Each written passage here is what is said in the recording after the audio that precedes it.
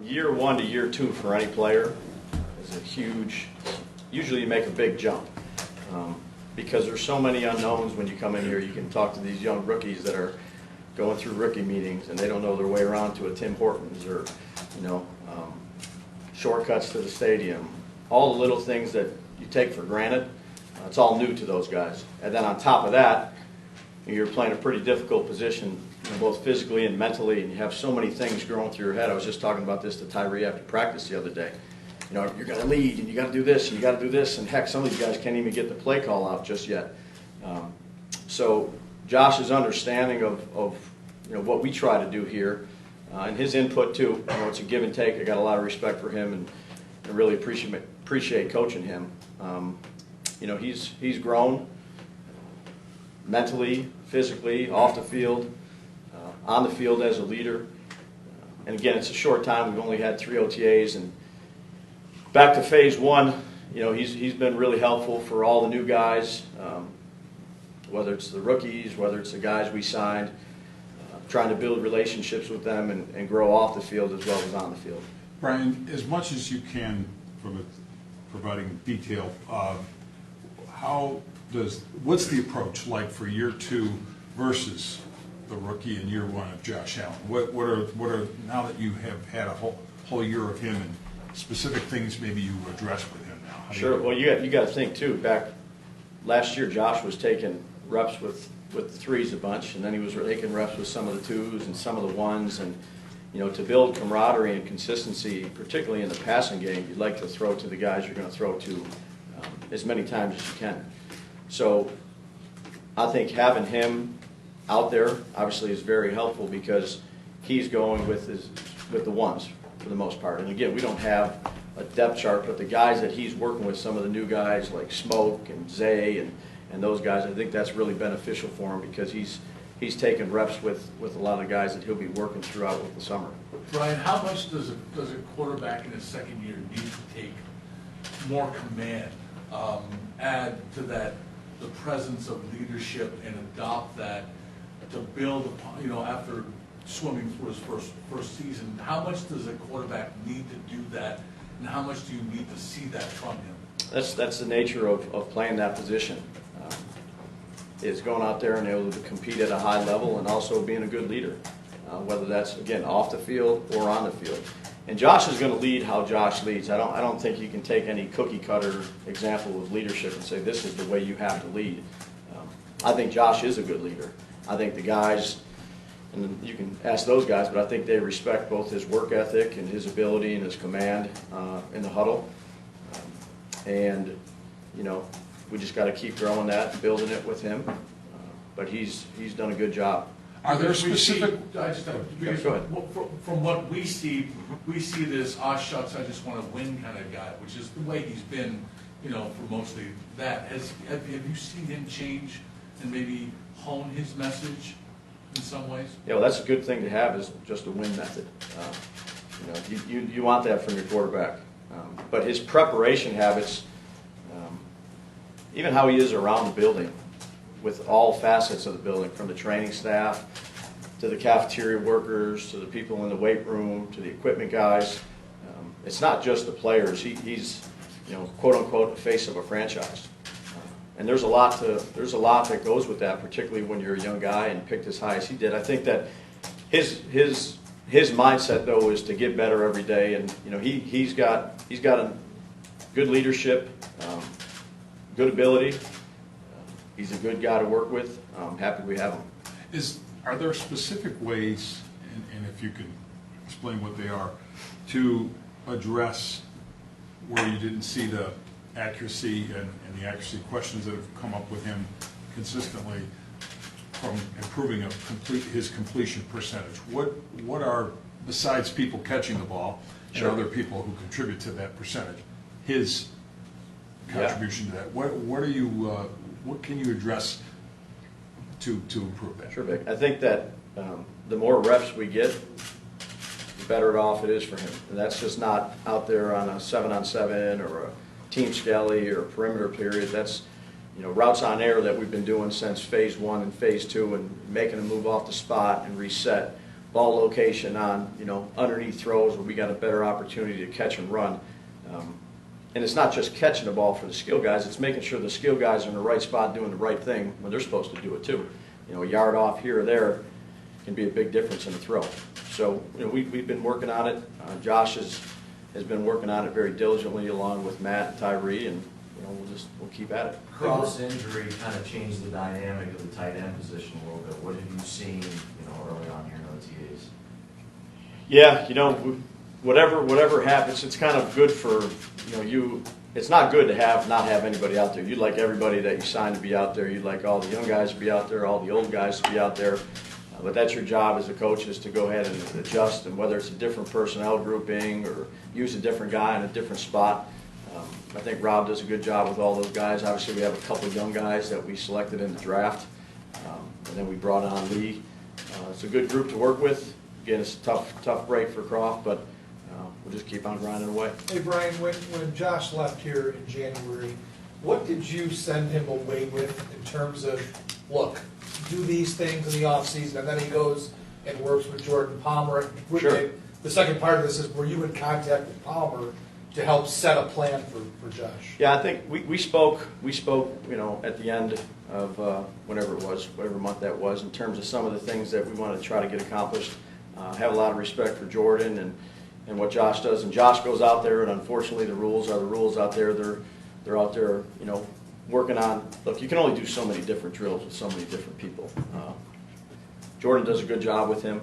He knows what was expected of him in terms of his footwork and the throws we'd like him to make. And then, again, just another good example of, I think, Josh, is then he brings a bunch of guys out there to go throw routes with that were on our team. So, he's had a good offseason. He's had a good offseason in phase 1 and phase 2, and these first couple of days we've put him in a lot of different situations. The first 3 Ds, OTAs, we've done red zone already, we've done 2-minute, we've done third down, we've done first down, we've done start of a game. There's been a series in there where I said, hey, you got it, bud, take it, call it. Go no huddle, and you call it on your own. So we put him in a bunch of different situations, both physically and mentally, and that's what we need to continue to do. You have a lot of new guys, obviously, free agents especially, to work in and get on the same page, maybe you rebuild O-line. What has that challenge been like for you, Brian? It's been fun. We've added some coaches, we've added some players, and this is the time of year to build those relationships, not just in the building, I keep stressing, but outside the building, because you got to have a trust factor when you're in this job. I think the guys that we've added, both player-wise and coaches-wise, have done a good job. We got good interaction. Long way to go, but it's been good to, each year's a different year. This year's a little different than last year, which was a brand new deal. Now we got a bunch of new guys at it. We just got to make sure we're all on the same page and we're all rowing the boat the same way. Coach, it's a larger number of undefined roles up front than maybe even last year and in most years probably. How do you and Coach Johnson kind of navigate through that to get to the end point while also keeping it a fair competition for all the guys that are battling? Sure. No, good question. This time of year, particularly for that position, it's really it's physical, but it's not as much physical as it is mental to make sure we're doing what we need to do. This is more of a teaching deal for those guys, so they're getting all rotated around just like we did last year. And once the pads come on and you're able to see them, extend their arms and move people off the line of scrimmage and keep the depth and the width of the pocket. Right now, it's just you're teaching the system, you're implementing it, you're moving guys in different pieces, you're seeing how they communicate one another, and then once the pads come on, I think that's a better time to really evaluate that spot. Knowing how committed the coaches are to the calendar, so to speak, when you get to camp, do you and Coach Johnson kind of already have in your mind's eye when you want to try to get those roles solidified so you can just Sure. go? Well, I think the earlier the better, but you don't want to push it to where you don't have the exact answer that you think is best for the football team. So it'll all play out, but obviously the sooner the better. So you got a cohesiveness working together with those guys, because that's an important aspect to it. And what is Josh and Mitch Morris doing to at least try to build chemistry now, knowing Sure. you just can't practice right now? Yeah. Well, there's a lot of communication that goes on in the meeting rooms, and I'd say Mitch is out there with the script, watching practice. They're talking back and forth. But again, it's it's tough when you're not out there actually physically doing it and getting the reps. But as much communication as we can encourage between those two guys, that's important. Along similar lines, you don't have Cole Beasley working right now either, but in your offensive scheme, Brian, this guy has been a true producer in that slot. He's just one of those guys that can find the holes. In your scheme, how important is it now to have gotten a guy like him to throw him in there this year? Yeah, he's a good player, and that's, I think, again, Brandon and Joe and their staff did a really good job of, both free agency and in the draft. Again, you love him to be out there and to be able to throw with Josh, but the slot is it's a tough spot to play inside, and I think Isaiah and Ray have done a good job here. But it's a tough spot to play. There's a lot of moving pieces that are going inside with backers and drop down guys. It's like playing inside in the interior part of the line versus playing outside, where you basically got a defensive end and you got a corner. You need really good instincts. At least the guys that I've been around that have been successful in the slot have really good instincts, good short space quickness. He falls into that category. I don't know how much personal coaching experience you can draw from on this issue, but rebuilding a line, which again seems pretty extensive just based on what we assume. What do you draw from to, and have you dealt with anything quite like that? And there are those who say, well, it could take, upwards of I've heard coaches say this to you, half a year or whatever of the season to get the line on in sync. How do you wrap your head around all of that? I think you give them as many reps as you can. Those guys meet a ton. Coach Johnson and Heff and Wendy have done a good job with them. You have to be a physical player and move people off the line of scrimmage, but you have to be a player that communicates well, particularly from inside out, so everybody's on the same page. You give them as many reps as you can. You go through it in training camp, and you get going again with that. And to the question earlier, the sooner you can get that kind of ironed out, the better off it is for all 5 of those guys. But a training camp goes, it's such a competitive deal, and you give guys reps, and they're competing with one another. So it will be fine. Coach, going back to what you said about Josh and how much you put on his plate on the red zone, you've done 2 minutes. Would you say that's normal this time of year to have done all that already? I know last year you were a rookie quarterback. Sure. And with Tom, you might have done all this stuff, but I even noticed you guys were wearing headsets last weekend on the field during OTAs. Are you ahead of where you would normally be because maybe the roster can handle it more? I don't know if ahead's the right word. I think that Coach McDermott had a philosophy going into these first couple of days of how he wanted to handle things, and whether it puts some pressure on the players and puts some pressure on the coaches, I think that's a good thing. Again, to be a good football team, you got to be good at situations, and red zone, 3rd down, and 2 minute. Maybe we didn't necessarily start there in all those cases, but the first 3 days we've got a bunch done. I don't know how all the other teams are doing it, but I just think that it's good for the players to you install a lot, so there's a lot going through their head, and be able to respond quickly. And there's periods where we don't have scripts or do anything like that. We just go out there and call it, whether I'm giving it to Josh or Josh had a no huddle period and he did it. I think that's good for the players and the coaches. Brian, we've gone, almost 12, 15 minutes without talking about the running game. How much? That's on you guys. Yeah, I know it is. But how much do you need that?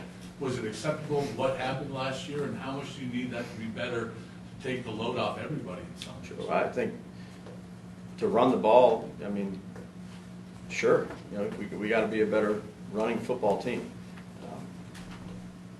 No question about it. So, whether it's schemes or plays or philosophies or whatever it may be, we're working through that right now. Again, it's a little tougher during these times to really practice it. That will happen in training camp a bunch. But we've done a lot of work in the off season, both as coaches and then when the guys get back, the players. So we'll be working to grind that out. Does every team with that in mind kind of get maybe a little bit more done in the passing game this time of year, just because you can't physically, you don't have pads, you're not knocking people back? Yeah, my experience, Mark, is yes. You try to be smart the way you practice, and do with everything within the rules, but, you know, the grinding and the double teams and the movement at the line of scrimmage, there'll be enough time for that in training camp. Do we do some of it? Absolutely. Do we do it as much as you would like to do it? No, because of the parameters and the rules and how those things go. Brian, how would you describe the impact of the injuries on building team chemistry and those relationships? The guys that we've brought in, you know, off the field, I think it's been really good. Those guys we've made some good additions in terms of personalities, tough and smart, guys that are committed, guys that care, and you can see that in the building, but you can see it outside the building, the different things that those guys do. In terms of on the field, you know, the more you can rep together, the more chemistry you're going to have. But, you know, there's going to be plenty of times in the year where we're going to have to use another personnel group or do something else, so it's really good. It's not good for anybody to get hurt and miss time. But you go ahead and you work with what you got, and you put the guys out there because it's going to happen. It's going to happen whether it's in training camp, third preseason, second game, whatever it may be. So it's good to go through those situations. Brian, just to clarify, when you were talking about, you know, the stuff you were throwing at Josh and letting him, here, take this no huddle and go with it, is it your goal to kind of get him to a point that by the regular season maybe you can give him a little bit more rope in certain game situations, or are you testing him now to see if he can do that? Yeah, like we're in the day 4 of OTAs, so we're doing a lot of different things. Again, situationally, like red zone, low red zone. Today we're working some fringe. We're doing a lot of different things right now just to throw on his plate and see what we need to keep getting better at and see what he's got a firm grasp of. Brian, what have you seen from Tyree Jackson so far early through his time here? Much like a young quarterback is coming in. Very diligent worker, hard here, you know, works his tail off. He's done a good job with the young guys, all the guys that he's around in his rookie group. Has a lot to learn, knows he has a lot to learn, but is a guy that's willing to go out there and improve every day. He's been good in the room.